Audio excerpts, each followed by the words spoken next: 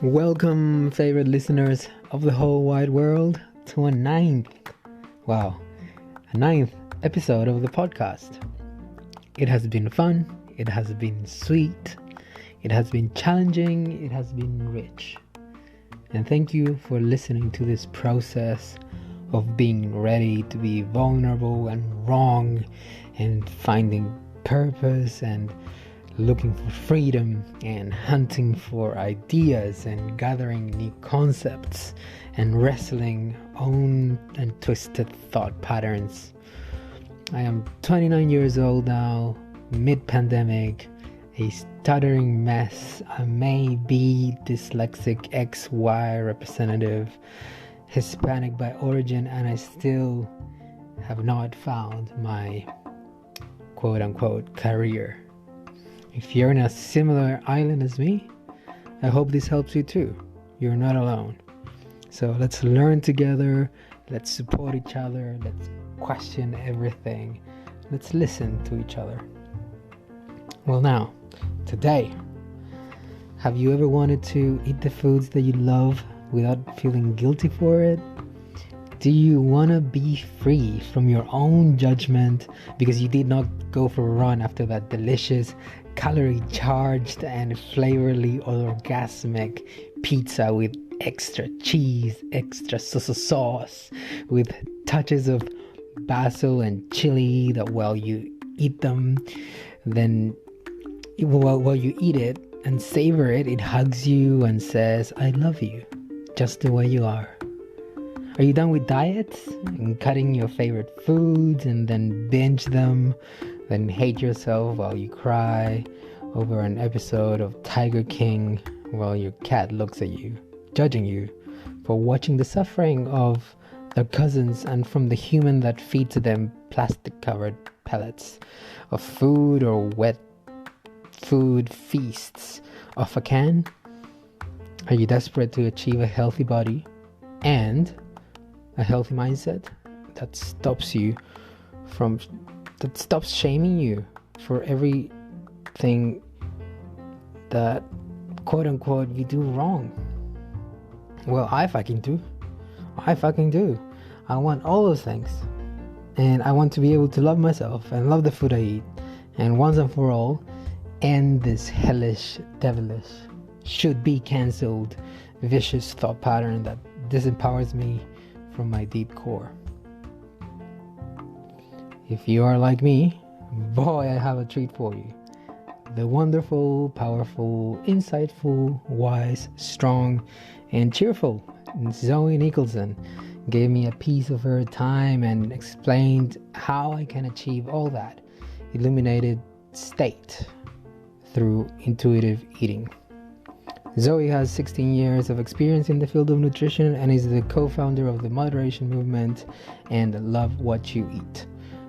During this supreme talk, Zoe debunks several wrong pieces of information that I had acquired through the years and challenged complete worldviews that I was laying my foundations and understanding of food and nutrition.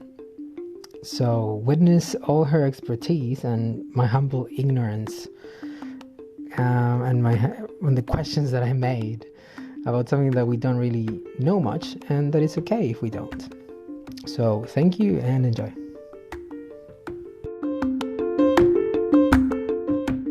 Hello everyone, I'm here with Zoe. Zoe, say hi please. Hi everyone, nice to be here. And hey Zoe, I've always enjoyed talking to you and dancing together as well. And I really wanted to invite you because I think I'm ready to be challenged in a lot of preconceived notions I have about food and about nutrition and about probably other things that I don't know. But my ignorance welcomes it very much. I need to ask you something because last night you uploaded something on Instagram that I was like, whoa.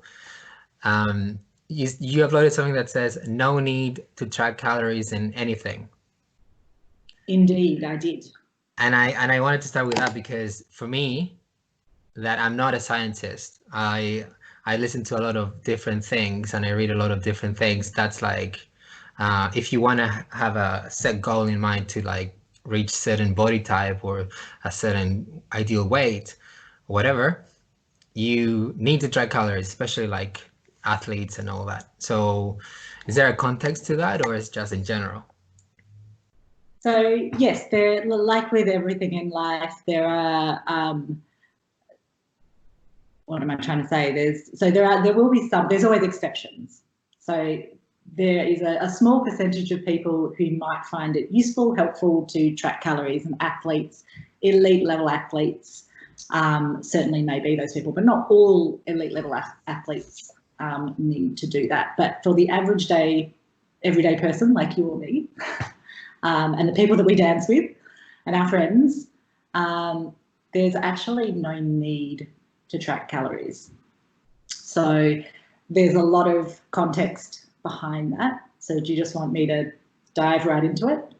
Always. Yeah. So your listeners know, I'm a dietitian or nutritionist. I've been practicing for 16 odd years now. When I first started as a dietitian, I was the traditional dietitian, what maybe most people think that we do, which is, and still what a lot of dietitians do. So either help people manage their eating, manage their weight through the way in which they eat, whether that's understanding calories, portion sizes, food types, that type of thing. So for the first 10 years of my practice, that's what I did. So I do predominantly, pretty much all now these days, private consulting. And then about 6 years ago, I stumbled across a different approach to managing eating. So it's got a few different terms. It can be called the non-diet approach. So I'm often referred to as a non-diet dietitian. Unfortunately, diet is in our title, which is why there are some dietitians that will now prefer to be called themselves nutritionists. How is that called? The non-diet, you say? The non-diet approach. The non-diet, approach. Dietitian, which is a bit of a mouthful. But even calling myself a nutritionist, whenever people ask me what I do now, I feel the need to explain, yes, I'm a dietitian, but I don't do what most people think dietitians do. So, in fact, I often say this to my clients, the more conversations we have, the more in depth we get, the less we will talk about food, and certainly the less we will talk about nutrition. If nutrition comes up, it's generally to take the focus off nutrition. So essentially, we are a culture, which is kind of almost a global world now. Certainly more affluent cultures have become obsessed with nutrition to the detriment of nutrition. We have so much nutrition knowledge, we don't need most of it to eat well. So sometimes I like to say, you know, the Western world has the greatest nutrition knowledge, but some of the poorest eating habits, some of the highest incidence of diet-related diseases, certainly eating disorders and disordered eating. So I guess the difference between a traditional dietetic approach, or what most people think is what they need to do to manage their eating, and what I do, is external versus internal. So what I mean by that is, and I shall often use the phrase diet culture. So we can't live in this diet culture now where everyone's sort of become a bit obsessed about what they're eating or how much they're eating, and body image, body weight's tied into that. But what I mean by external is a lot of people have become reliant on using external information to manage their eating. So by that I mean they're tracking calories, they're using portion sizes, they're following meal plans, healthy lifestyle. I'm doing the air quotes here, the healthy lifestyle programs. I mean, there's, you've got 5-2 fasting, you've got keto. There's so much advice out there on how to eat, so much external advice. And one thing I always like to make the point, the reason why there's so much different advice on how to eat well, or what to do to manage your eating, is because there's no one way to eat. So there's always, there is a gazillion and one different ways of eating well. So if you're looking for external advice,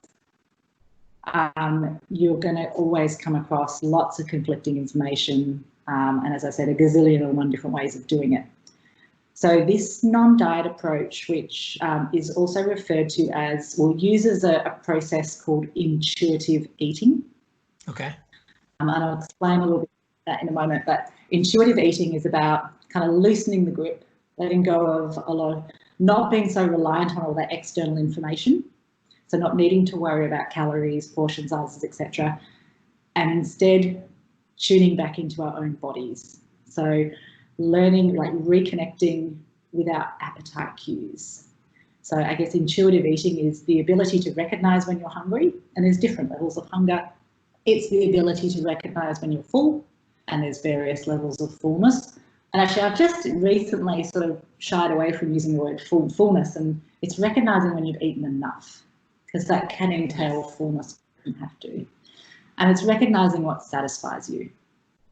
And I always like to say to people that intuitive eating isn't something magical that myself or the other non-diet dietitians have made up as an alternative to dieting or the traditional model. It's how we're born eating. No one needs to know how much food to give a baby. No one needs how much food to give a toddler. Parents just provide the food and the children just instinctively know how much to eat. Wow. In fact, try and force feed a toddler, you're at risk of them throwing food back at your face. Yeah, true. It's kind of the same with animals as well. Yeah. And when you said that, that made me, reminded me of one of my favourite quotes. I've got lots of favourite quotes, so you might get a few of them today. But this is from he's a food journalist in America, and I read one of his books, and in it he says, humans are the only animals walking this planet that seek professional help with what to eat. Now, I read that just as I was, as I like to say, transitioning from being your typical sort of weight loss dietitian into what I'm doing now. And I remember there's this part of me that thought, oh, I should be offended by that. But a huge part, like, it just resonated with me. I went, oh my God, that's so true. And I think I got to a point in my career where I was just thinking, this is kind of crazy that I'm having to show adults how to eat, if that makes sense. Yeah. In fact, let me give you, this is a really funny analogy, which I can't claim fame to. I heard this from the author of the official intuitive eating book, which there are a couple of American dietitians. So Evelyn Tribbley, I've actually heard her say this. She's one of the authors. But it's just a really interesting way to think about how absurd it is that we rely on all this external information to eat. So when we're hungry, our stomach releases a hormone called ghrelin. When we're full, when our body recognises we've had enough, our brain releases a hormone called leptin. So essentially there's organs releasing hormones to let us know when to eat, when to stop eating. In the same way, when you need to go to the toilet, your kidneys release a hormone. Yeah. Do you ever need to ask anyone else when to go to the toilet? Not really, no. Anyone else how much to pee? And to stop peeing. Yeah. It's utterly ridiculous. You hear that and just go, no, that's just absurd. But that's what we're doing with our appetite cues. Rather than listening to our own bodies, we're following all this external advice. So I think that's just kind of, yeah, it's a cool way to think about it. So the approach that the intuitive, the intuitive eating approach harnesses is to be able to listen to our bodies when we are hungry and to stop when we shouldn't continue to eat, not so focused on what we're eating. Yeah, so essentially, when we're really attuned, the more sensitive we are to our hunger and our fullness and what satisfies us, it's about having connection to those cues, but actually trusting your body with what to eat. So it's trusting your body with what to eat, when to eat, and how much to eat. And this is the thing. So by the time people come to see me, they've sort of been through multiple diets. They've just been so confused by all the information on the internet, and they feel like they don't know what to eat anymore.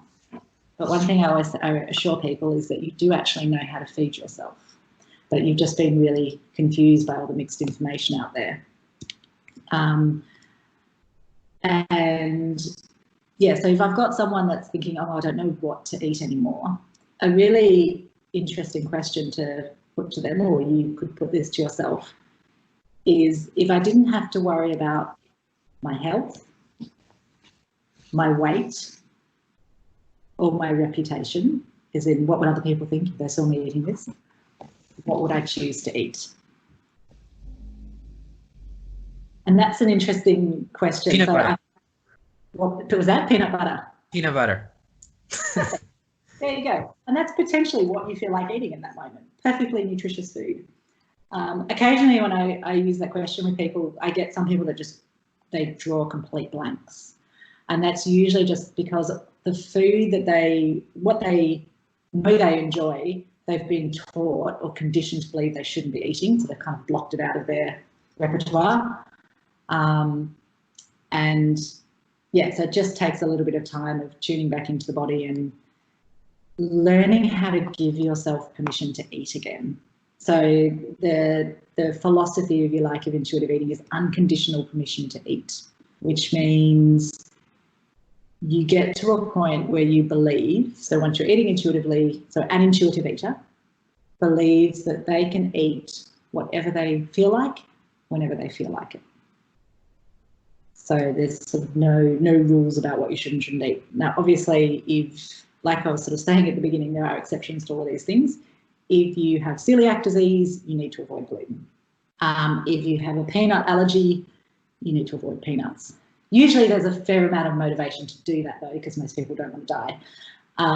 But unless you have an allergy. I think that's intuition at its more primal state, not wanting to die. And also, I think intuitive eating would be to feed yourself to continue living and to grow, right? To preserve yourself. Yeah, and it's about eating in a way that is pleasurable. Like, food is meant to be pleasurable. I always say that person who said if it tastes good, it must be bad for you, should have been shot or hit over the head with a baseball bat. Food is meant to be pleasurable, not just from a taste point of view, but from a social interaction point of view. And that's a whole nother tangent in terms of what is health. What do we actually need to take care of our health? Our eating, our body, our body size, I should say, is a tiny, tiny percent of that. As I'm sort of thinking, as you would be aware, the core of well-being is human connection. And what I'm seeing in the job that I'm in is so many people, they've become so disordered with their eating, or they're distressed around their eating and their body image. Often I say this world has a body image crisis before it has I don't even like the word, I'm doing air quotes again, obesity. I try not to use it, but obviously obesity crisis is what's often talked about. This country has a crisis of disordered eating, body image issues, and when people feel really badly about their bodies, that has a huge influence on how they eat. But when people are really struggling with how they're feeding themselves and struggling with how they're feeling about their body, that has a huge impact on their relationships, which is actually much more long-term, is going to have a much bigger impact on health than what a person's eating or what their body size is. Right. But if someone is in right now, because right now we've all lived in or grown up in this type of society in which we have all this external information, right? So there's no real way that I can get into this machine that you see at the airport, that it's like an X-ray that would take away all the external information that I've learned from school, from books, from listening to other people, to what my friend says, etc. Since I can't do that, and let's say that I am in my body state right now is in a healthy way, in which I've developed some sort of illnesses because of my nutrition or my diet. What's the next step for me? Because obviously I have all this information. How do I take care of my body at the same time, and at the same time activate intuitive eating? Yeah, no, excellent question. So these are such big conversations. So I'm sort of just pausing to think how is the best sort of entry point in. If someone has a health issue, let's go with diabetes because that's a really common one. There is an assumption that that person has developed diabetes because their diet is poor, and it's still there's still a common belief that eating too much sugar causes diabetes. It doesn't. But there's an assumption that someone who gets diagnosed with diabetes or heart disease, it's because their diet is a key cause or their body weight. So so when people get diagnosed with diabetes, it's not unusual that they've gained weight. But there is actually no one health condition that only people in bigger bodies get. So thin people get diabetes, thin people get heart disease, etc., etc. We don't blame the weight or the diet often in those people. But so there's so many assumptions around weight and health. And I guess the assumption along with if someone is a higher body weight is that they have, they're to blame for that because of how they eat or their lack of exercise, their lifestyle. And it's just, usually that's not the case. It's so much more complex than that. But also I'm trying to think in terms of a health condition where your diet would be the main reason you've developed that health condition. Other than if you were not eating any fruit or vegetables and you developed scurvy, which is a vitamin C deficiency. So yes, if you've got a particular vitamin deficiency, that might be due to poor diet.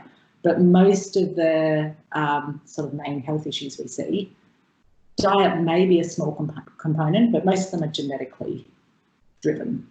So the reason that people get diabetes is they have a genetic predisposition to it.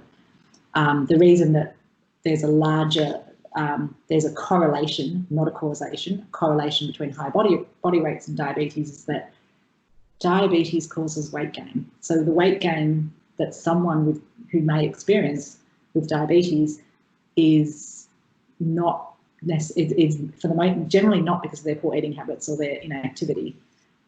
Weight gain is a symptom of having diabetes, of insulin resistance. Right, and not processing carbohydrates in the proper way, and the body's not doing it. Yeah, exactly. So it's way too reductionist, way too simplistic to say if someone develops a health issue that it's because of their diet or their exercise or their body size. Yeah, I think the body size and weight are really bad parameters as to judge people on their health. Like they're awful, I think, because we all have different bone density and we all have different, genetics to how we build our own muscle and even our ethnicity and etc. But there is a correlation, as far as I know, which it's not much, but there is a correlation with body fat percentage and weak immune systems that can lead you to have or suffer from different illnesses or be more propense to them. So that's not something that I'm aware of. So as you pointed out before, humans come in all different shapes and sizes. So there are people, and it's tricky with the language because even myself, very experienced in this field, is the language is ever changing in terms of, and this is related to shame, and it's, I guess, a social justice issue, which I'll come back to.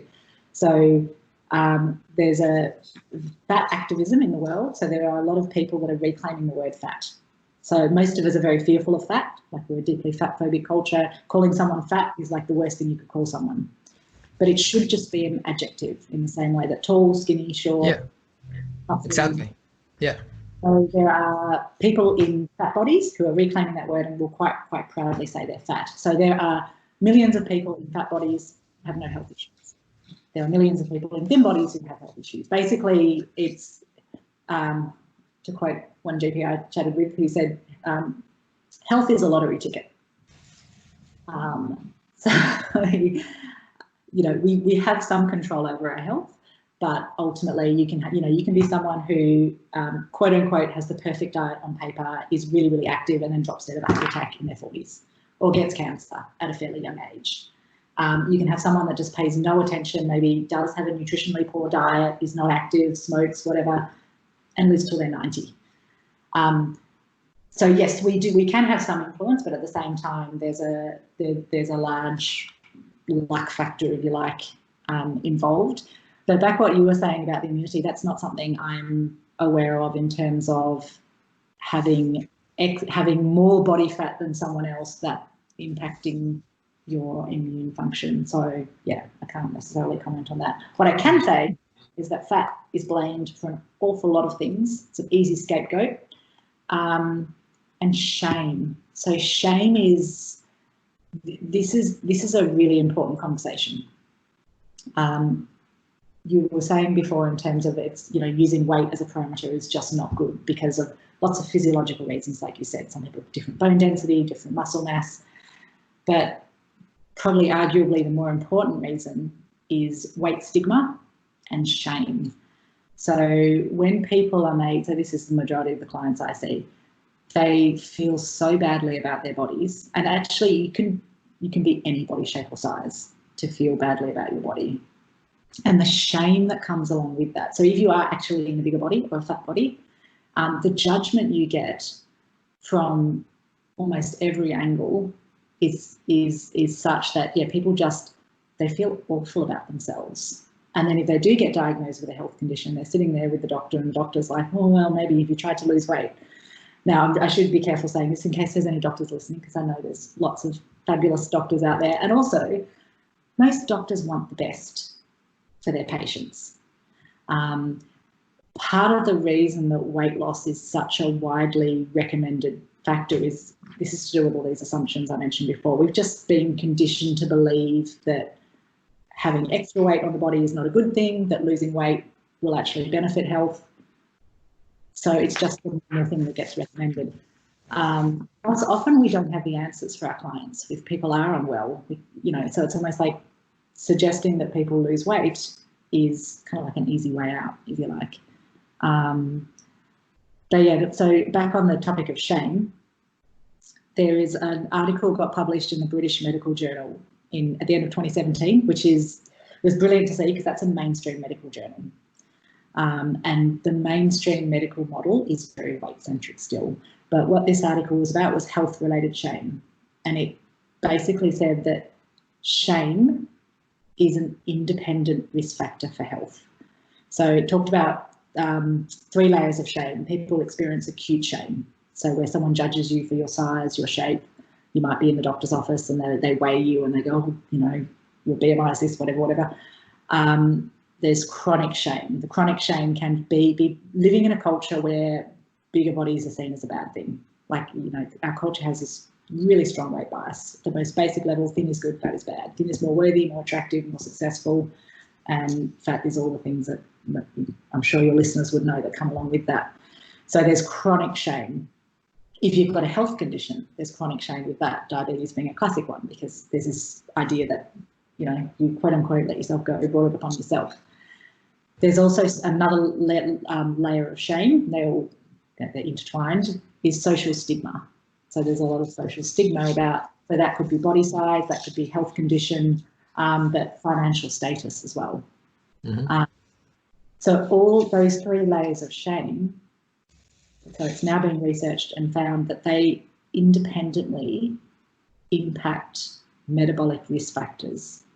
So what I mean by that is that experiencing acute shame, chronic shame, social stigma over time increases your cortisol, stress hormone, increases things like blood sugar, blood pressure, cholesterol. They're some of the key metabolic risk factors, and potentially more so than diet or exercise.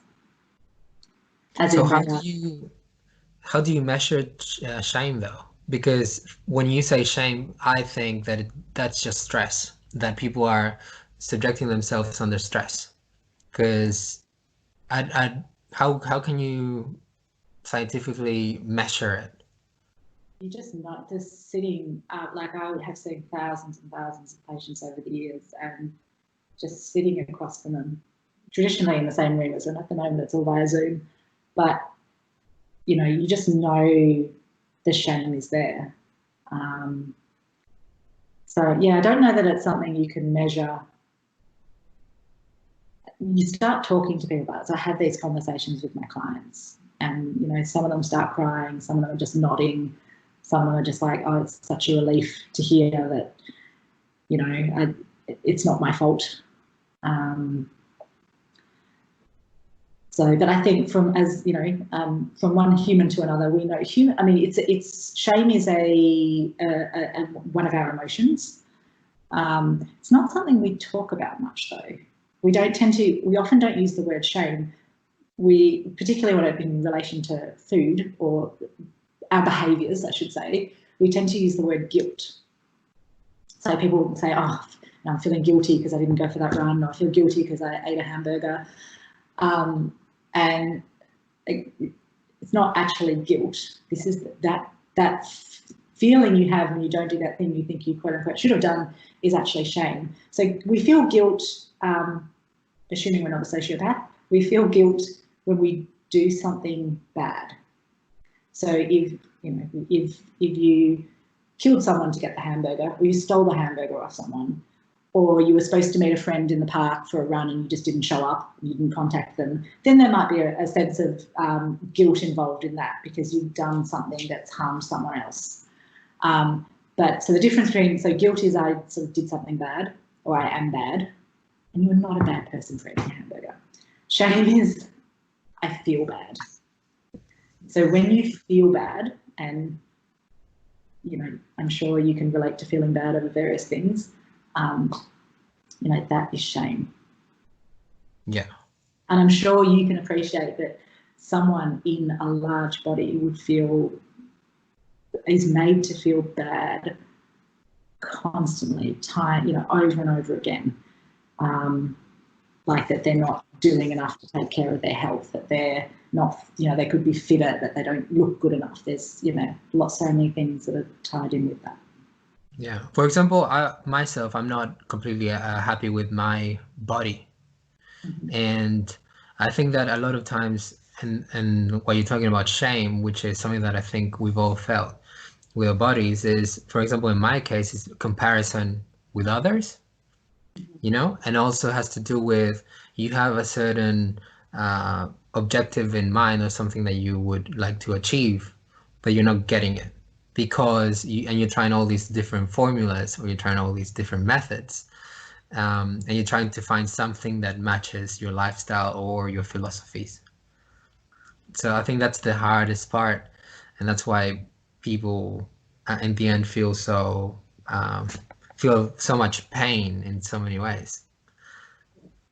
So this is where we get into sort of, you know, more richer, deeper conversations around, you know, I was going to say to you before when you said, you know, you feel shame about your body, and I was going to say, you know, congratulations, you're human. It's almost, we all do. It is almost impossible in the world that we live in to feel completely happy with ourselves, and there's lots of different levels for this. There's the social conditioning, as I said, the culture's weight bias, but capitalism.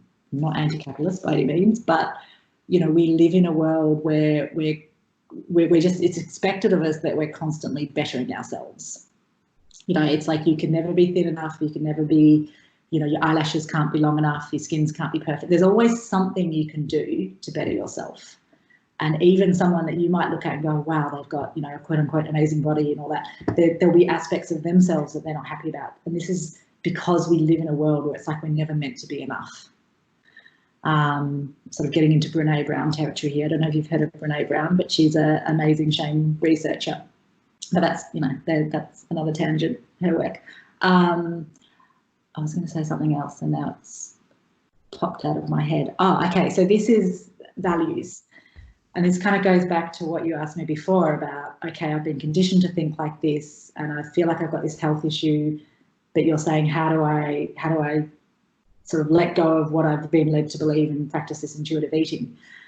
So I guess it's, if I've got someone that is really struggling with their body weight and they really want to lose weight, I say to all of my clients, it's totally okay to want to lose weight. Well, it's totally okay to be struggling with your body. It makes perfect sense given the world that we live in. But if a person is wanting to explore this intuitive eating, they need to be at a point where they're okay to not actively focus on weight loss. I'm in the fortunate position now, I guess, from my work point of view, that by the time people come to see me, they understand that. Occasionally I get people that are, when they might be referred by a friend who they didn't quite understand what I did, or a GP who didn't know what I did, and they're thinking I'm going to help them lose weight. So what I would spend the session doing with them is exploring, like, what are their values? What are the things that are important for their life? So sometimes a useful question is what I call the magic wand question. So if I waved my magic wand and, 5 kilos came off you, 10 kilos, whatever, if your body was how you thought you wanted it to be, how would your life be different? What would you do differently? And then we start looking at those things. Interestingly, the two most common responses I get to that from both males and females. So I say most of my clients are females, but I had a couple of new clients earlier this week who were men. And the same two answers: to feel more confident and to fit into clothing, which might sound a little bit superficial, but there's the importance of being able to fit into clothing. I mean, it's an identity thing, it's a comfort thing. But then I'd explore that further and I'd go, okay, well, if you had more confidence, if you were able to wear those clothes, how would that enhance your life? What would you do differently? And let's start looking at those things. In terms of changing the thinking, because most of the people I work with, which is pretty much the world that we live in, we're conditioned to think about food in a certain way. So it's what I refer to it as diet mentality, this idea that there's good and bad foods, there's certain things that you should and shouldn't eat. It's about changing your relationship to food. So changing the way that you think about food, which is getting to neuroplasticity. So it's essentially rewiring your brain and just changing, recognizing old thought patterns, learning new different ways to think. And this is sort of the key work I do with people, is actually more around, so it's much more counselling, psychology work than food and nutrition. Yeah, that's what I was going to say. I think that you basically do like a psychology session, or you're like a psychologist that happens to know nutrition. So nutrition counsellor, I'm sort of getting, there are a bunch of us. So as I said, non-diet dietitians, or in America, they call themselves the anti-diet dietitians. And nutrition counsellor is a term that I think more and more of us are using. But I haven't kind of fully latched onto that yet, because it's still got nutrition in it. And there's this sense there that I feel like it's making the nutrition more important than it needs to be. Yeah. So, because the things, and especially during quarantine, I've been like listening to a lot of different things. And personally, I do want to lose body fat. The reason why I want to lose body fat, because what I've learned is that it's linked to longevity, and I want to live for a long time. And it's also my doctor, my GP, he told me to lose body fat to be healthier, just because of a personal condition, because of my genetics and so on. So I am someone that is always wanting to improve, which is, I think it's a great thing, and I think it's a natural thing from a human perspective. And I always like to be challenged as well. So I would restrict myself from certain types of foods that I would tend to love. And I would also I love, for example, to do intermittent fasting. I think it's great. It's something that I really enjoy doing. And I think but not because I enjoy being hungry, but because I think it's great for my mind. Because I think I can see all the benefits from restricting certain things in my mental discipline or the person that I am, because I've seen like a lot of growth doing those things. With intuitive eating, sounds like that's not compatible. And this is so, you know, so if someone asks me, what do you think of intermittent fasting? I would say I wouldn't choose to do it myself. It's not something that I recommend my clients do. But if I've got someone that's saying to me, okay, I do this and I love this way of eating and it feels good, doesn't cause me any shame around my body, or eating doesn't affect my social life with food, my social interaction with food, then that's fine. I have no issue with that. You know, as I said, there are a gazillion and one different ways of eating well. Yeah. So yeah, it's not. I'm never going to say that eating in a particular way is wrong outright. But I guess what I see is, for most people, and I feel quite confident saying most people, any pattern of eating that has rules to it or a level of rigidity to it can't be maintained long term, and in the long run causes more damage than good. So I guess the most of the clientele I see is that they try and restrict food for whatever reason, and that restriction, they end up overeating that food or feeling like a sense of loss of control around that food at some point. And partly that's because there's often a physiological. So if a person finds themselves in a situation where they're either overeating, they might be overeating at a meal in one sitting, or overeating a particular food, a food they've been trying to restrict. There's nearly always a physiological drive for that and a psychological drive. So the psychology is, it's basic human psychology to want more what you can't have.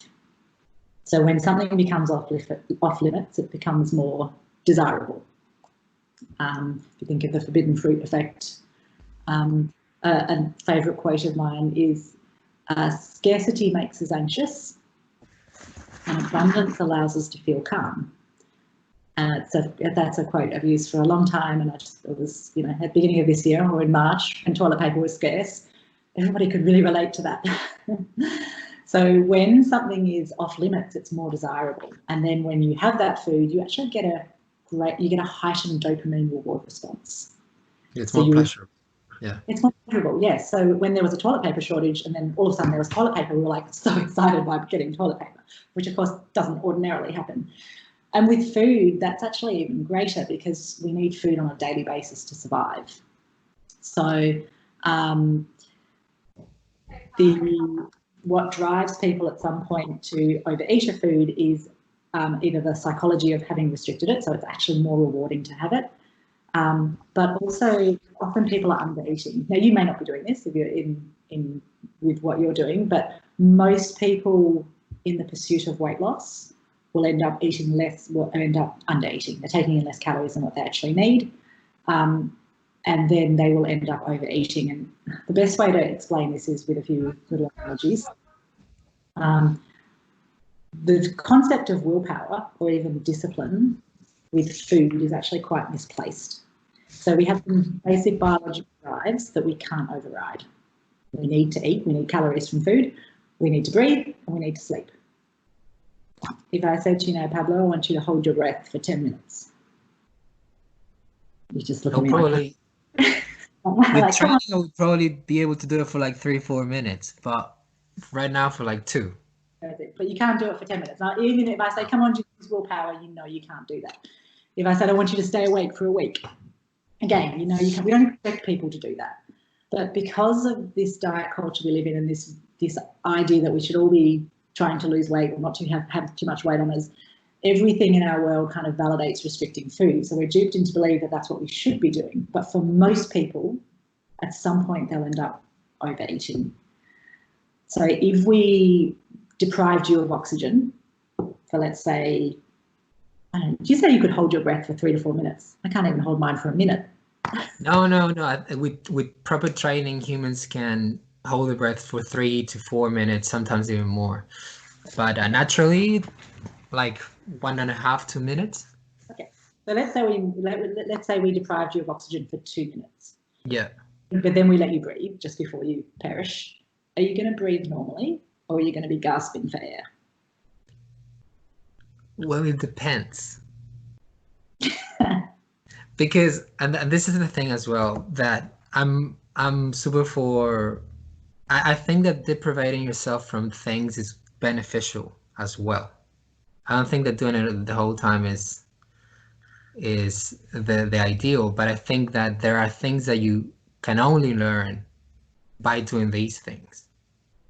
Yeah, but most people, you might be an exception, Pablo, but most people, if you deprive them of oxygen to the point they're about to perish and you let them breathe, they're going to be gasping for air. Oh yeah, me too, yes. And sleep, if we somehow manage to find a way to keep you awake for a week, are you going to have a normal night's sleep after that? Or you're going to, quote unquote, binge on sleep? I don't actually like the term binge when it comes to food, because if you physiologically haven't had enough calories, a bit like the gasping for air, the normal response when there is more food around you is you're going to overeat. And that is not a lack of willpower or self-control. I always like to say in my class that if you find it difficult to resist food when you're hungry, that's not a lack of willpower or self-control. That is called being a successful human. Yeah. You might have found yourself on a path where you the fasting, and I know there are some people who enjoy that fasting, but I think the majority of people, they end up, basically, let me put it this way, if a person tries a particular form of eating, but they end up in a cycle of restriction followed by overeating, or so the quote-unquote binging, I like the term feast, because actually what people are doing is feasting. And once upon a time we were feast or famine. That's a whole other conversation that we get into, but we do have 3 hours. I've lost my train of thought again, which is, so if someone is trying a particular pattern of eating, but they're finding themselves, they end up in a cycle of restriction and followed by overeating, they're starting to think about food a whole lot. Like they're becoming preoccupied with thoughts about food, which interestingly, so if a person is under eating, what happens to the human body when we're not eating enough is our brain releases a chemical to make us think about food more. Food will look better, smell better, taste better. And we will crave carbohydrate, because carbohydrate is broken down into glucose, and glucose is the brain's #1 fuel source.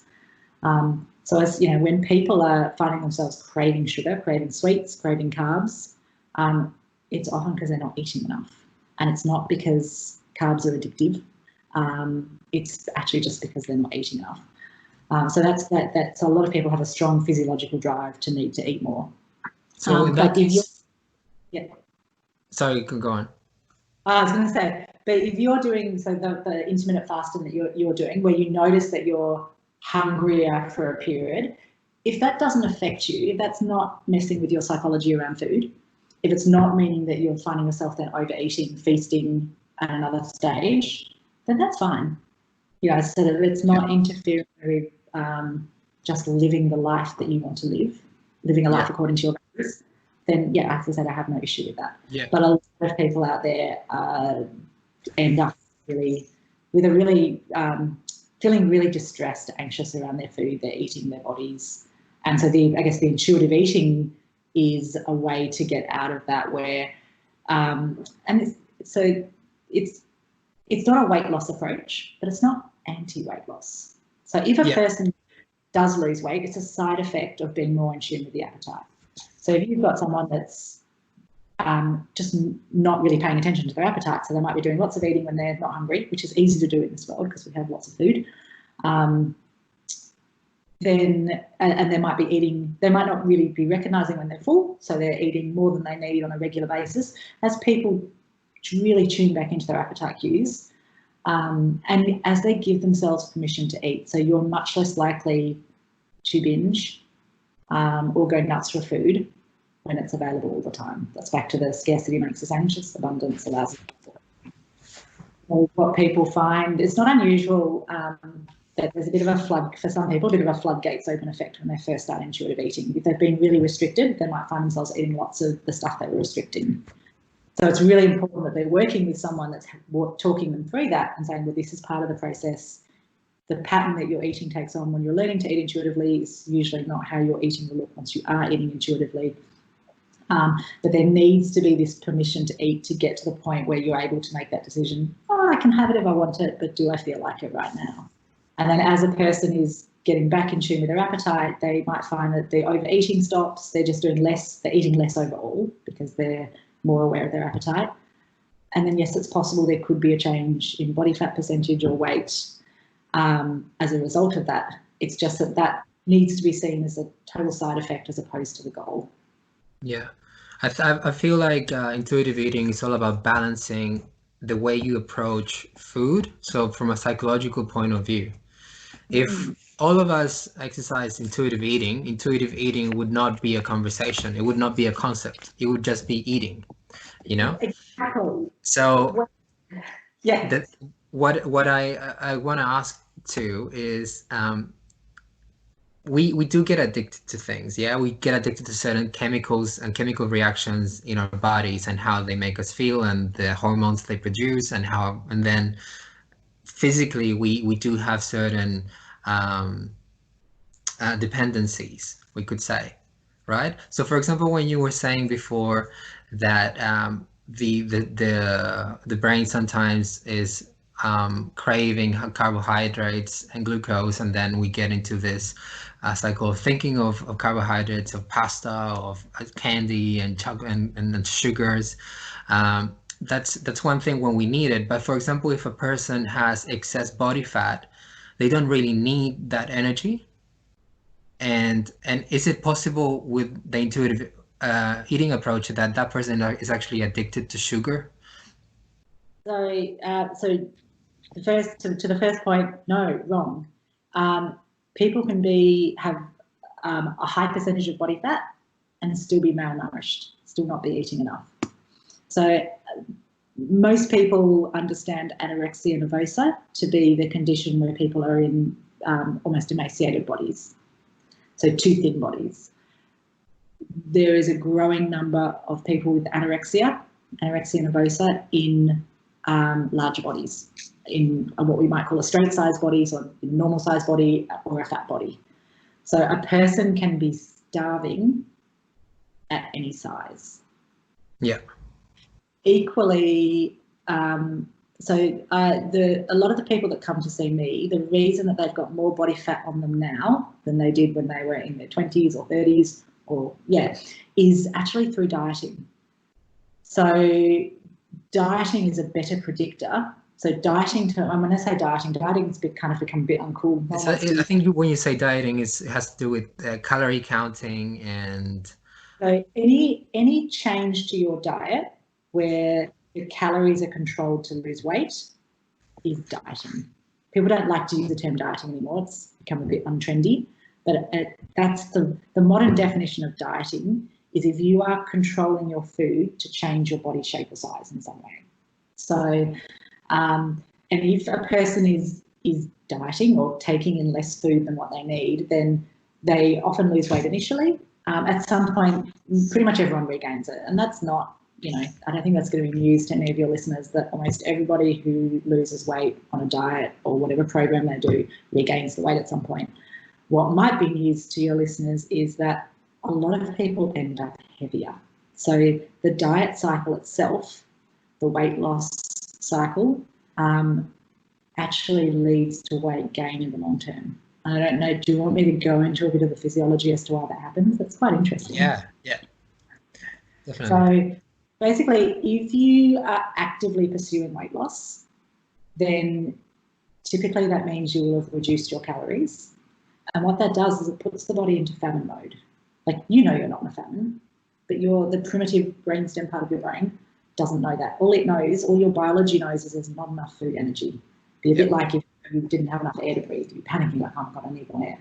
So, and what happens is when the body goes into famine mode, there's a couple of mechanisms that kick into place. So one of them, like the one that most people have heard of or are familiar with, is the metabolism slowing down. Now, this diet culture we live in likes us to believe that a slow metabolism is a bad thing. If you have a slower metabolism, it actually means you're a more efficient human. You don't need to eat as much as the next person, you are more efficient, which often confuses people. So I use lots of car analogies. If you had two cars and one of them cost you $100 to drive around for the week, and the other one only costs $50 to drive around to do exactly the same amount of driving, which is the better car? The $50 one. Yeah, the one that doesn't need as much fuel. So if you don't need to eat as much as your friend, then you are actually more efficient. That's one change, so metabolism slowing down. Another change is the body gets more efficient at storing fat when there is more food. So it upregulates an enzyme so that when you end up out to dinner, on holidays, whatever, you're eating more, and your body doesn't need as much of that as that fuel aids your metabolism lower, but also your body is madly storing more of that away as fat. So as people go through the diet cycle, it's not unusual that their body shape changes. So I see a lot of women in their 40s, 50s, 60s. They've, through dieting, they're 5 to 20 to 30 kilos heavier than they were in their 20s, and they're much rounder. They put on a lot of weight around the middle. Another change that happens is appetite hormones getting messed with. So that beautiful appetite attunement that we're born with, so no one needs to teach a child what hunger and fullness is, they just automatically know. The more you diet, the more confused, the more blunted those hormones get. And a nice way to think about this the feast or famine that I touched on before. So we, once upon a time, were hunter-gatherers, we were feast or famine. And I'd be interested to hear your experience of this. So when you're fasting and initially you feel hungrier, but I think the way that I'm not an expert on intermittent fasting by any means, but if as soon as you start feeling quite hungry, it's difficult to concentrate. So if you continually, if we were in a famine environment and we had 5 days, not much food, if we felt as intensely hungry that whole time, it would be hard to function or get anything done. So what actually happens for most people after 2 or 3 days is that initial increase in appetite drops off. So that means that we can get by for longer. And that's sort of what allows people to diet for longer, if you like, without just constantly feeling hungry. The kind of hunger cue gets dulled down. Equally, the fullness hormone, the leptin hormone, can gets blunted as well. I'll use the cave person analogy, where back when we were cave people, we might have gone for a period with not much food. Eventually the men went out and did their hunting and came back with a wild beast. And all of a sudden, there was a lot of food to eat in a short space of time. And no refrigeration back then either, so we had to eat all the food. That ability to feast, so what often gets referred to as binging in today's world, that ability to feast comes about because your brain doesn't release leptin as readily, the fullness hormone.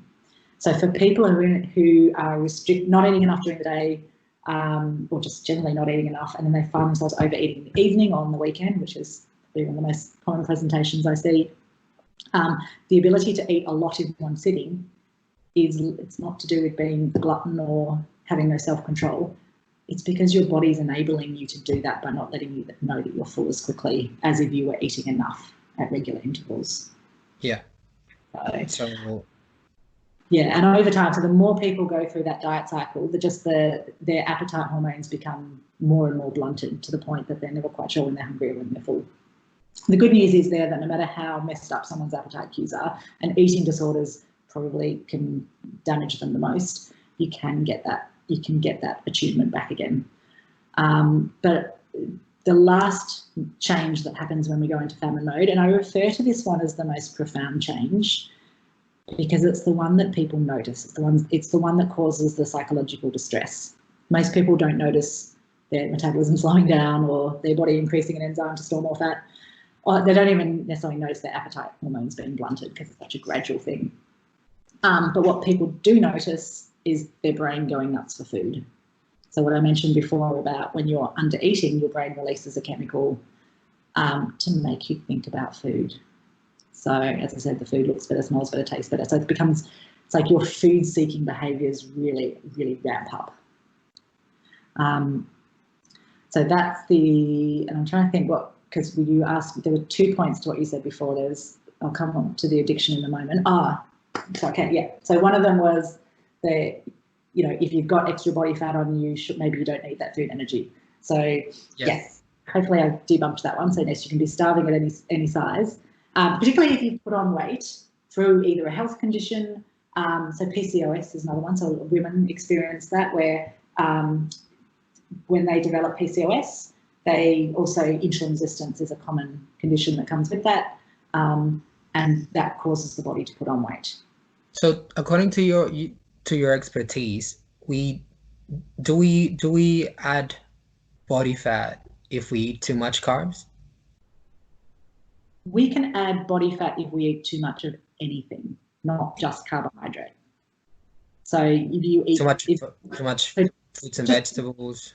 If you're consistently taking in more food energy than what you need, then yes, your body will store more fat. Yeah. So is it good to eat more more energy than what we need? I guess the short answer to that is no, but it's depends on why a person's doing it. So, and I guess what intuitive eating is learning what your body's needs are. So when you're eating intuitively, you're eating the amount of food that your body needs. So arguably, you could say the body is the best calorie counter going around. Your body knows, well, if you're listening to those appetite cues, you'll be getting the amount of calories you need.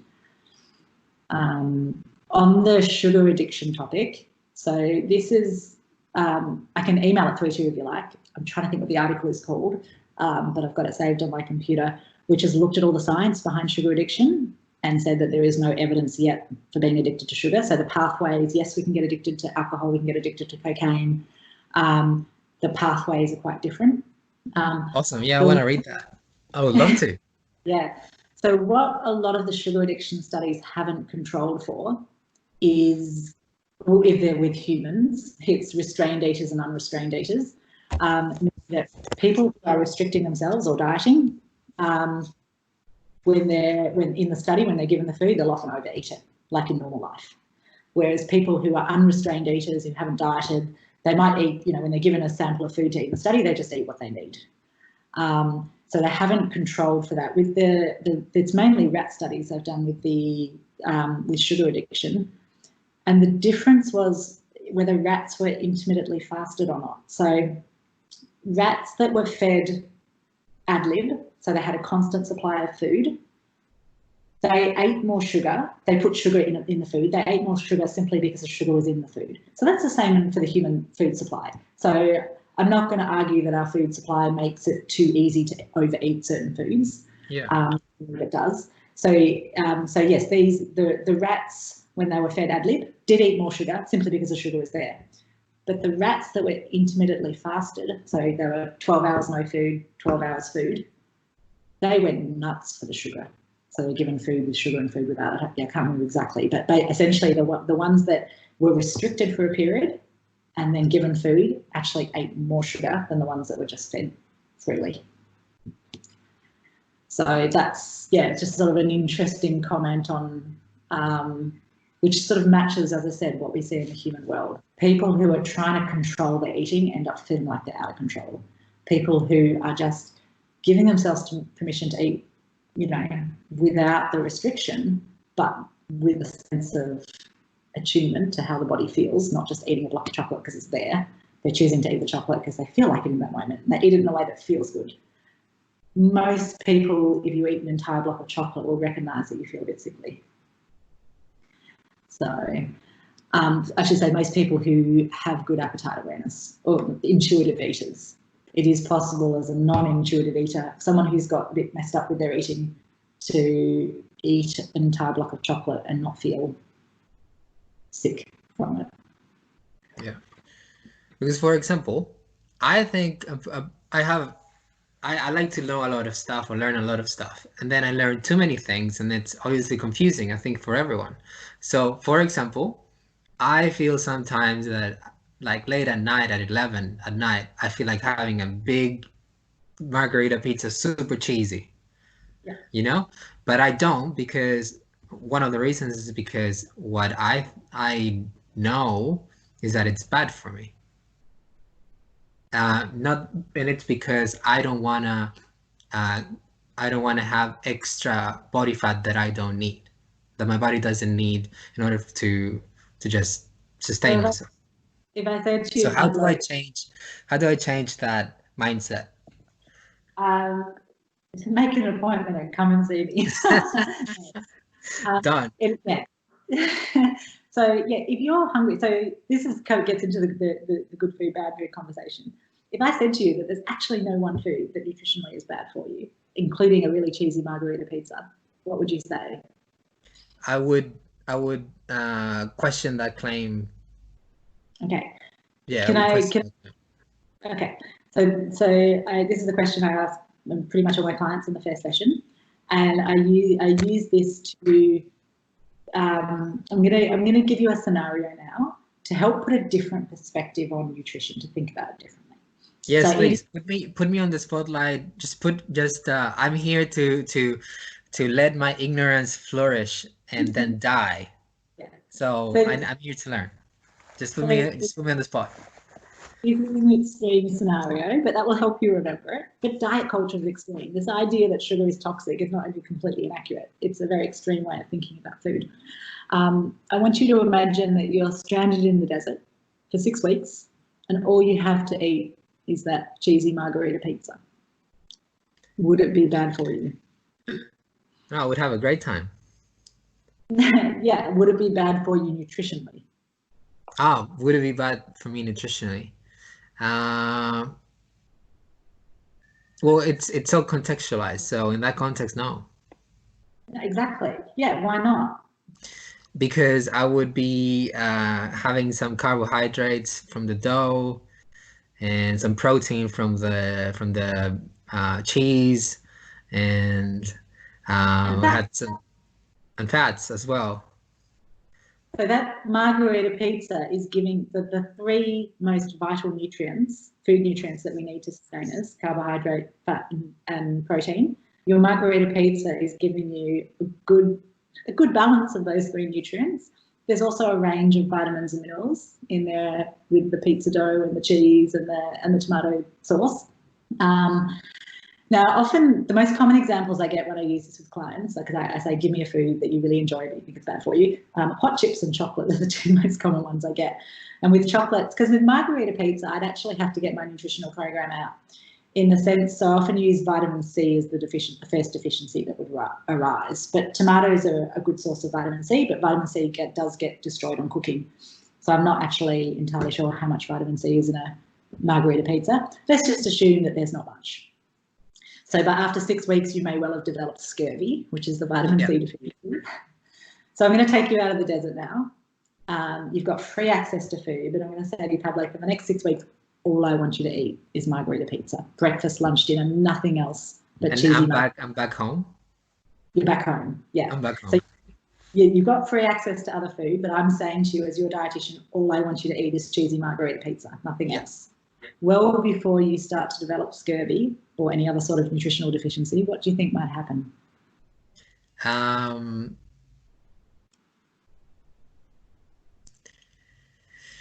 don't know. I would probably lose a lot of weight. Interesting that you say that. I actually have people say they put on weight, and I'd say, well, so I'd say before you put on weight, but actually you wouldn't necessarily put on weight. It depends on how much you're eating. So, and you wouldn't necessarily lose weight because it depends on how much pizza you're eating. Let's say you're eating enough food energy, so you're eating what your body needs in pizza. But even before there would be any change to your body shape or size, there'd be something else that would probably happen in the first few days. Imagine yourself eating cheesy margarita pizza for breakfast, lunch, dinner, nothing else but cheesy margarita pizza. Day in, day out. I'm very happy with that. I'm very happy with that scenario. Okay, so every so often, I'd use this. I don't know how many new patients I'd see a week, 5 to 10 new patients a week, and I go through this example. And you might be, in my 6 years of doing this particular work, the 3rd or 4th person now that said that. Most people straight away are like, "Oh my god, I'd get sick of it and I'd want something else." Oh, why? I'm sure. No, how are you gonna get sick of margarita pizza? So I'm always curious as to what's going on when people say that, and where my mind is going now, which of course I'm biased for the work I do. Where my mind is going is because Pablo is restricting the pizza. He's like, "Oh my god, that's all I want to eat at the moment." Yeah. But I'm fairly certain that after, maybe it might take you a little bit longer, it might take a week or 2, but you would get to the point where you're like, "Oh my god, I want to eat something else." Yeah. Yeah. So the point I'm trying to make there is that the body does naturally crave a variety of food. If you let yourself eat freely, if you don't put restrictions on things, you're not just going to want to eat all the things you think you quote unquote shouldn't be eating. Now, that's true. That's true. Sorry to interrupt, but I've been mainly vegetarian for almost 2 years now. Yeah. And there are times when my body asks for fish, for example. or for chicken. Yeah, I do feel that. Yeah. Okay, so just to finish off my little desert scenario, I'm popping you back in the desert again. And Yeah. this time you've got to eat is broccoli. Yeah. Which would you be better off with, the broccoli or the margarita pizza? Well, sorry, what was that? So I've popped you back in the desert again. You've got, Yeah. say, 6 weeks, 2 months to survive out there. And this time, all you've got to eat is broccoli. Yeah. Do you think you'd be better off with broccoli or cheesy margarita pizza? I would probably survive better with margarita pizza. I would need to eat a lot of broccoli to survive in the desert. Yeah, and you may not survive. So Yeah, probably not. why would the pizza help you survive better, or just help In you the survive? in the short term, it would give me enough calories, and it also has a more diverse nutritional content. Thank you. This is I love having this conversation with people, because I see people hesitate when I say it. They're like, okay, the pizza or the chocolate or the chips would be better than the broccoli, and why? And I feel like people want to say because it's got more, or so many people start to say, the pizza's got more, and then they stop themselves, because this idea that pizza could have more nutritional variety than a vegetable, or just more nutrition in it. Of course, if you think about it, it makes sense. But diet culture is very black and white in its thinking. Yeah. So we live in this very good, bad food dichotomy now. So it's either healthy or it's unhealthy. It's good or it's bad. It's fattening or it's unfattening. And it's nothing in nutrition is black and white. So part of this brain rewiring work is actually starting to recognize that. So an analogy I use people, because I talk about brain rewiring, but I feel like that's a term that gets thrown around a little bit loosely. So I give people this analogy, so I'm full of analogies as well as quotes, as to a neat way to think about rewiring your brain. So for your listeners who don't live in Melbourne, just excuse me, think of a major highway wherever you are. So in Melbourne, it's the Monash Freeway analogy, which is, so the thoughts you have around food, whether they're diet thoughts, good, bad food thoughts, the thoughts you have around your body, bad body thoughts, negative self-talk, is like the Monash Freeway of thoughts. It's the heavy, persistent traffic that's always there. So what we know about neuroplasticity, or the way that we can change our brain, is the first thing is awareness, practicing awareness. So as you start acknowledging or noticing an unhelpful thought, it's like you're stopping a car on the freeway. So the first step is becoming aware of what thoughts you're having that perhaps aren't particularly helpful, and starting to challenge those. So acknowledging the thought is stopping the car on the freeway. Then having something different you can say to yourself. So I use a mantra with people where I say, get them to practice. So whenever their mind is questioning whether or not they should eat something, is to say, I can have it if I want it, but do I feel like it right now? So that thought is like taking the car off the Monash Freeway and you're putting it on a back road, taking it off the freeway, which is activating a different neural pathway.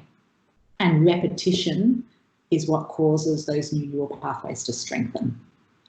So each time you're able to notice an unhelpful thought, challenge that thought, you are firing different pathways in your brain.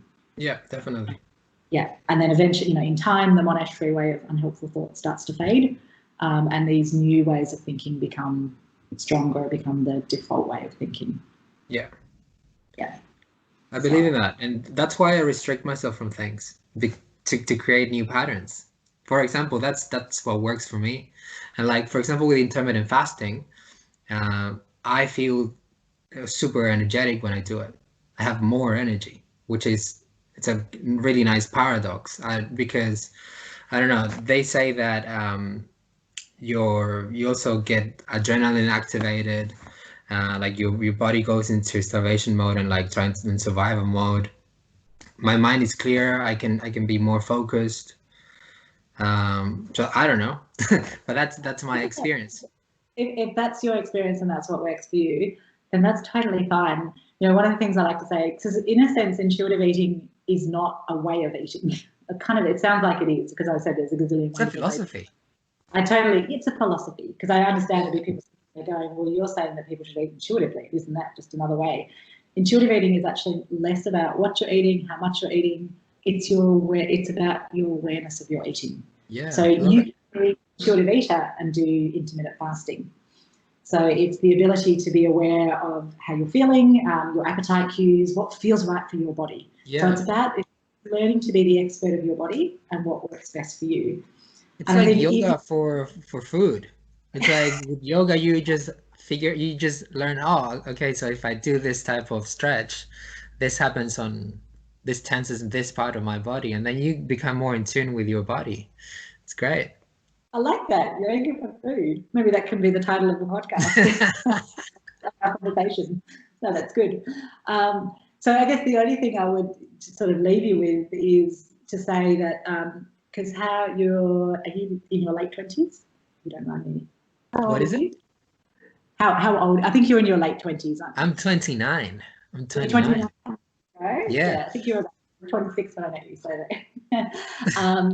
So at some point, you may not, but at some point your life might become very different, where you might have a completely different career, job, you might start a family, and it's be looking at if your life changes, the way in which you're eating, is it flexible enough to be able to go with that? And maybe it will be and maybe it isn't. But I guess that's what a lot of people, when they're following more specific patterns of eating, they end up going overseas on holiday, which I don't think any of us are going to be doing in the short term, but at some point we will. Or they end up starting a family, they end up in a different job, they move interstate, they move overseas. And then one of the things I love about intuitive eating, and maybe this is a nice note to finish on, is one of the things I love about it is you can take it with you anywhere. It doesn't matter what stage of life you're in, it doesn't matter what country you live in, it doesn't matter whether you're on holidays, you know, it is something that can be very flexible and bend with your needs. It's true. It's true. I like the balance about it.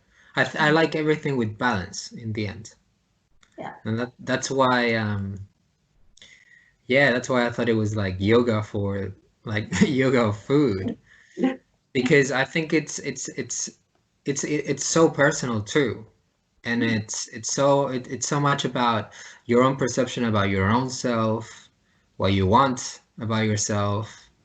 And I think it works more with that than, okay, you are deficient on vitamin D3, you know, or something else, or this type of enzyme.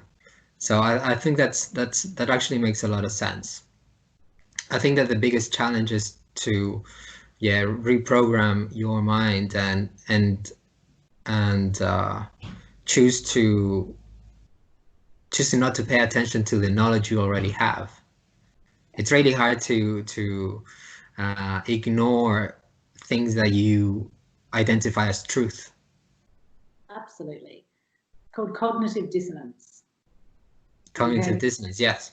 Yes, sitting with two conflicting thoughts that can feel quite uncomfortable. So that was me, and that was me the first 40 minutes of our chat. Yeah. I was like, what? Well, but I have all this information in my head, and this specialist is saying this other thing. Yeah. So I guess I like to see my role is giving people a different way of thinking about things and explanations behind that. So it's not just stuff that I'm pulling out of thin air.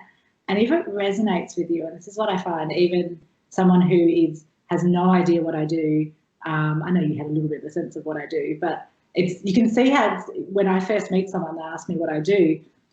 To explain it all takes, we've been almost an hour and a half, and there's still so much, more I could say. But I guess another part, so it's all about challenging beliefs, things that we've been taught. Health is another interesting conversation as well. Is what do we mean by health? Yeah. So the way I might start this conversation with someone is to say there are broadly 4 key aspects to health.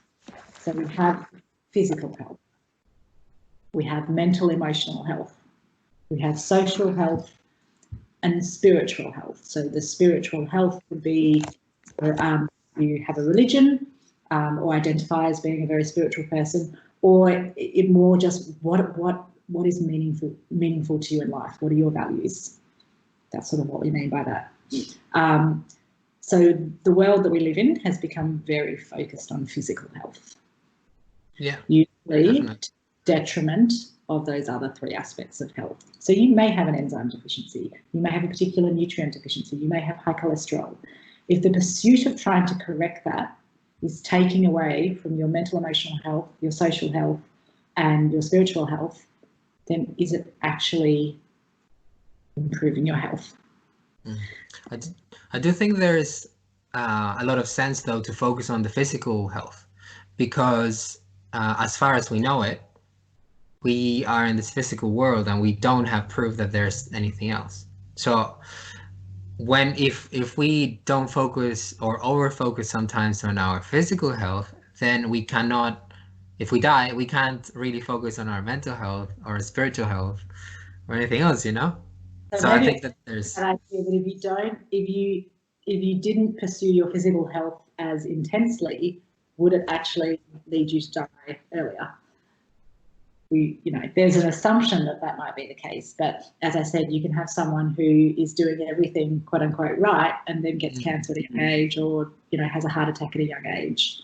I was just, sometimes when I have this health conversation, I say, let's say we had a magic pill that we got you to take. If you take this pill, you've got the choice to take it. So I'm going a bit matrix here. You've got the choice to take a pill. Now this pill is going to give you perfect physical health. Yeah. So you can live to your 200, 100. No one's lived that long. So it's going to mean your physical health is going to be perfect forever. Yeah. But in order to take that pill, you need to go off and live on a desert island on your own for the rest of your life. Yeah. So how useful would that amazing physical health be? In this extreme case, it would not be useful. I don't think life makes sense without the sense of community and connectivity, with other people. Yeah, and that's I guess the point that I'm trying to make there is that what happens is people get so caught up and focused on their physical health, and then they forget about aspects of health. Yeah, I think that, obviously there has to be a balance. Yeah, that's what health is in the end. It's just balance of who you are and the vessel that you're in. And a really key thing on that note, so I'm going to give you another quote now, and that is that we all bounce around on the spectrum of health. Health is not a destination that we reach. But I think a lot of us are kind of fall into that trap of thinking, oh, once I do this, then I'll be healthy. And it's like this destination that you reach and you stay there. Yeah, we all bounce around on a spectrum of health throughout our lives. So. Yeah, it's interesting because I think it would be like in anything, it's that you become a healthy person, but in your mind, that you ask yourself, what would a healthy person do? But when you do that as well, you need to have a good definition of what a healthy person or who a healthy person is. Yeah. Because a lot of people think that a healthy person is just someone that eats the right amount of cups of vegetables a day and a certain grams of carbohydrates and protein and natural fats. So there, you may or may not be aware, there is a new eating disorder in the population, which is in the process of being classified to be an official eating disorder, like bulimia, anorexia, binge eating disorder. It's called orthorexia. So orthorexia is the unhealthy obsession with healthy eating. So someone with orthorexia, often people will get lots of external validation. So because they're always eating the quote unquote right foods, they might, and they might look the part in the sense that their appearance. So from an outward point of view, it appears that they're doing all the things that they should be doing, but inwardly they're struggling emotionally with how they feel about themselves. But also, so it's not unusual, and you don't even need orthorexia to get to the point where you actually stop social. Well, you don't go to a party or you don't catch up with friends because you're worried that you can't control the food. You're worried maybe that you're going to eat that cheesy margarita pizza. Now, if you're not like that, so this is where flexibility. So you mentioned, I can't remember who it was. I think it was a geriatrician I heard talking on the radio, and he was sort of saying, the two key important things to life or long life. You need to have flexibility and balance, and not flexibility as in being able to do the splits. That'd be handy too, but flexibility as in your way of being in the world. So if Pablo does his intermittent fasting and feels really good, but then when his dancing friends want to catch up for cheesy margarita pizza, he's like, yeah, right on, even if it's in your fasting time, then that's being flexible. Yeah. And I would argue that's healthy. That's not breaking the rules or doing what you quote unquote shouldn't do. Yeah. So that's affording you the flexibility and balance, which is so important to health. That's interesting. Yeah, that's really interesting. Yeah, I've definitely been challenged. I knew I was going to be challenged. I like it. And I actually feel more relaxed about my approach of doing things, or like how I approach food. But I definitely wanna have a chat with you later about certain things if possible. I forgot to ask you at the beginning, what are you thankful for? What am I thankful for? I should have known you were going to ask this question. That's so important. That's super important. I'm thankful for having a level of health, and I'm thankful for being born into a country and an economic circumstance where I've been able to do the things that I want to do. Like, I live in a safe country, all the things that I've wanted to pursue in life, I've had the means to be able to do that. So I'm grateful for the situation that I was born into, I guess. And then as I said, that I have, relatively good health. And that I'm thankful for. And I can enjoy life and dancing. Don't you miss it? I miss it so much. I'm doing lots of classes online. But it's not the same. You say that, family and Raider's podcast. I was, not that I was necessarily apprehensive. I was kind of disappointed. I'm just going to do it because there was no alternative but to do it online. And I discovered really quickly that it's fine. You just adapt. And obviously the social dancing is not there. Yeah. So the way I'm looking at the social dancing is, when I first started doing it 3 years ago, like it was like falling in love again. It was like the most amazing thing. And I was still loving social dancing up until we got cut off in March. But I guess it had lost some of that shininess. So when we go back, whatever that may be, I'm hoping it'll be all shiny and new again. And I'm looking forward to it. I think that you're probably wearing like week 2 of margarita pizza eating. You just need to stop eating it so then you can enjoy it again. Yes, when all this is over, we're going to go out for a glass of wine and a cheesy margarita pizza. Done. Yeah, definitely. Hey Zoe, if I were to build during quarantine a time machine, and you could use it to go and visit your 19-year-old self, what would you tell her? You have 10 minutes with 19-year-old Zoe. What conversation would you have? Listen to other people and open up your mind. I kind of actually did this when I was 20. I almost didn't, but so I went on an overseas trip, and I was a bit of a control freak, kind of stuck in my ways. Well, not stuck in my ways. How stuck in your ways can you be when you're 20? But things have to be a certain way.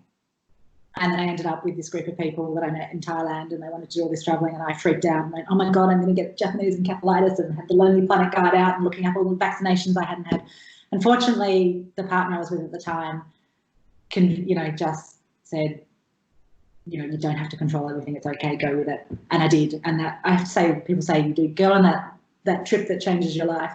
So what I learned from that was just opening up to other experiences, not having to be in control all the time. So not that I don't trust other people, but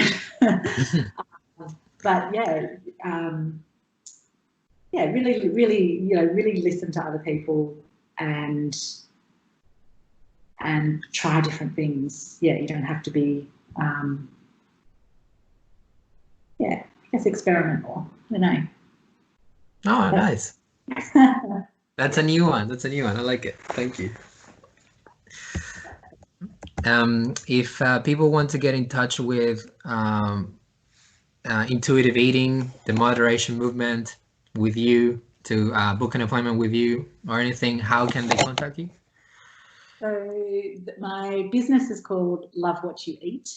So if you just Google Love What You Eat, or just Google my name, Zoe Nicholson, because I've been around for a while. I've got like 50 Google pages. So it's pretty easy to find on the internet.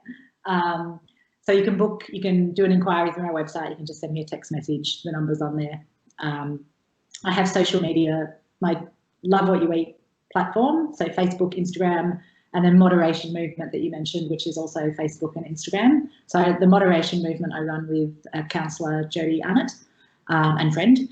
And we started that to sort of as a way to combat all the extremism that was happening around food and exercise, and which was particularly at the time driven by Pete Evans.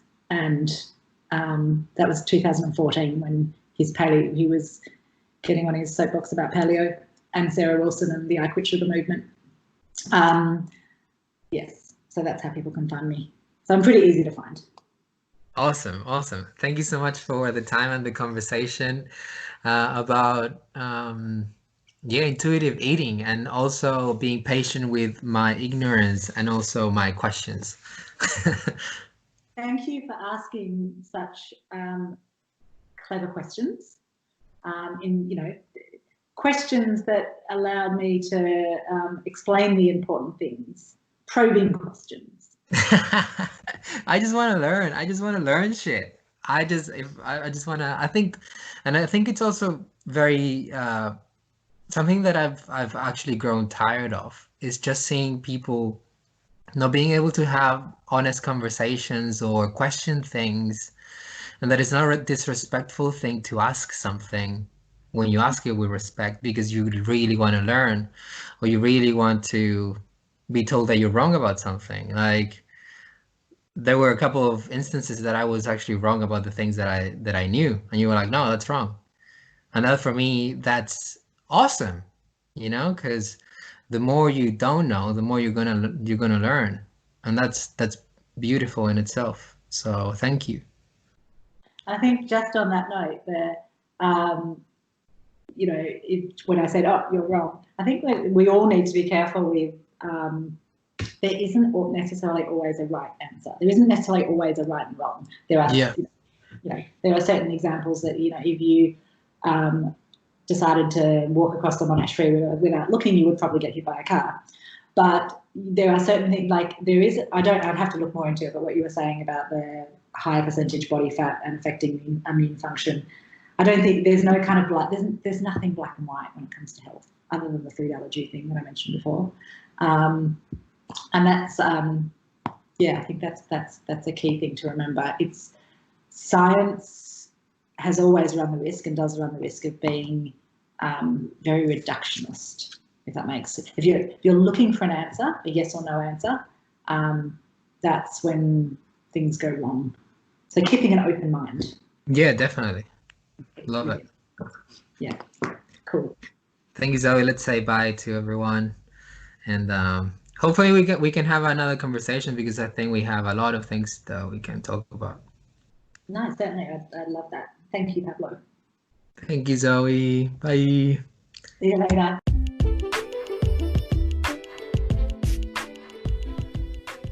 Thank you guys for tuning in for this episode with Zoe. I hope you enjoyed it as much as I did and learned a lot of new things, and maybe you have a reframed perspective about what you're putting in your mouth and what's giving you sustenance to live this beautiful life. If you liked this episode, I have other episodes as well that I've uploaded previously, and I upload one episode every single Friday on Spotify, and it also will be available on YouTube, among other platforms. Get in touch with me if you have any questions. You can find me on Instagram and Facebook at the PAB Podcast, the same name as the podcast. Thank you so much, and have a wonderful week. Bye.